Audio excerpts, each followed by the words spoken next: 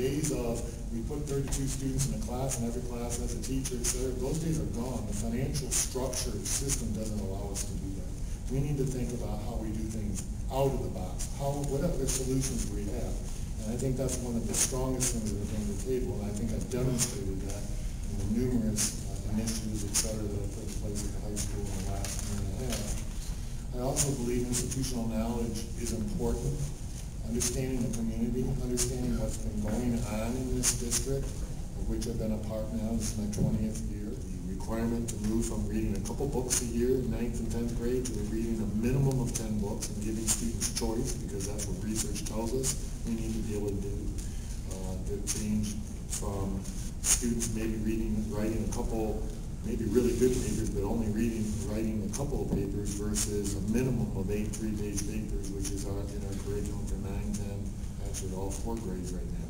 So raising the bar is clearly one of the goals. Every single student, whether we like it or not, in 9th grade is expected to take at least Algebra 1. Some are more advanced than that, but they must take Algebra 1. That's a state requirement. What are we doing to get the kids prepared for that? What are we doing? My belief system is every single student in 3rd grade needs to read at 3rd grade level. If we do that, 90% of our problems are gone, because the literacy is the key. And how are we putting our resources in terms of curriculum into those elementary schools and giving them the support they need? So analyzing the curriculum starts with being in the classroom, it's meeting with the stakeholders, that's teachers and principals, and looking at this K-12 structure. And then I also want to put a little pressure on the school board, and whoever we hire. It seems to me that this year will be the greatest opportunity we have to promote our community and promote the education process that takes place in it. We're opening a new high school. I'm not naive. If I can take a short second to tell an anecdotal story. When I retired after 30-some years, there was a gentleman also retired after 34 from the high school. His wife was an elementary teacher. He didn't really look back.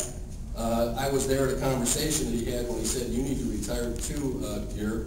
And she said, "But what will the elementary kids do without me?" The elementary teachers are different. The elementary process is different. And I think in Mr. Van Tassel's case, he's going to need lots of support if he's selected, because he, like myself, are very naive about what goes on down there, other than when something goes wrong. And so I think that has to come from board support, and they have to basically recognize that. He was a unique individual then, and I think he's still a unique individual now. And I would like for him to have a broader basis of, experience, but sometimes I think that, we have to do the best we can. Even though I was for external candidates, I like to show the community that our internal candidates can stand up to the outside candidates. I think that what we saw tonight from Mr. Van Tassel is a clear demonstration of his familiarity with the district.